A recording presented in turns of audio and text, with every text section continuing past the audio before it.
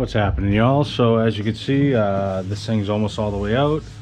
Not the most ideal way to jack it, but you know, gotta do what I gotta do while it's up on the ramps in this garage. So I got the converter obviously disconnected, the bell housing bolts and everything else totally disconnected, and it's ready to come out. I'm trying to talk over the party that's going on next to us so I don't get a copyright strike, so you can actually hear me. But either way, this is coming out now, so I'll put you up on the mag mount and stick it to the roof, and you guys can enjoy the mess I'm about to make.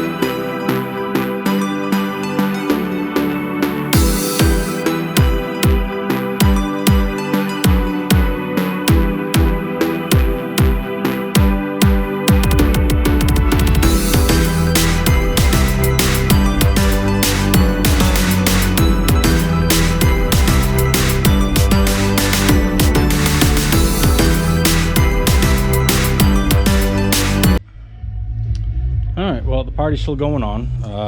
Just removed the motor, as you saw, and in the process of degreasing this disgusting engine bay. Somebody already changed this motor out, and believe it or not, this one didn't have that many miles on it before it got sent.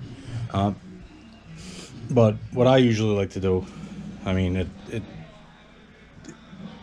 it's worth the effort. You clean the frame, you clean, you know, the wires, you just throw some degreaser on this thing and get it looking decent.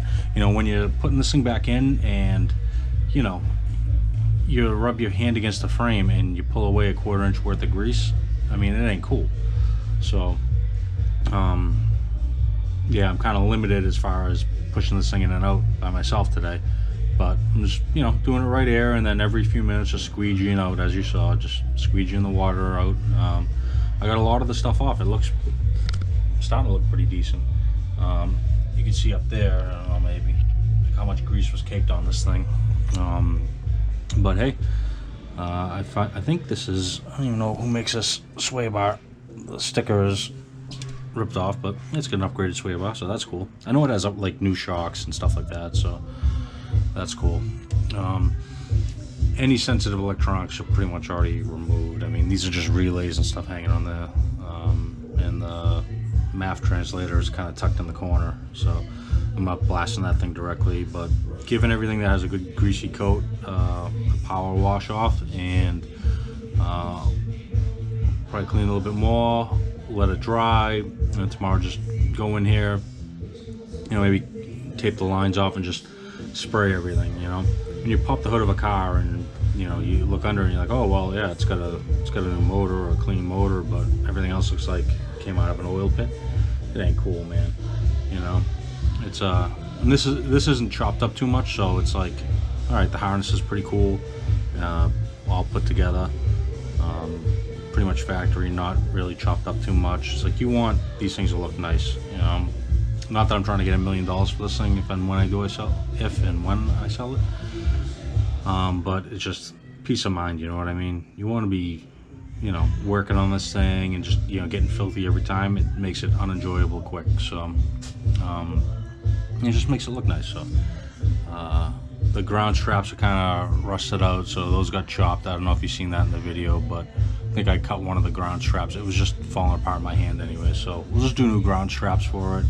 I think I'm gonna change the new get a new starter plug for it, wire. That's it, man. You know, and then we can slam this bad boy in. So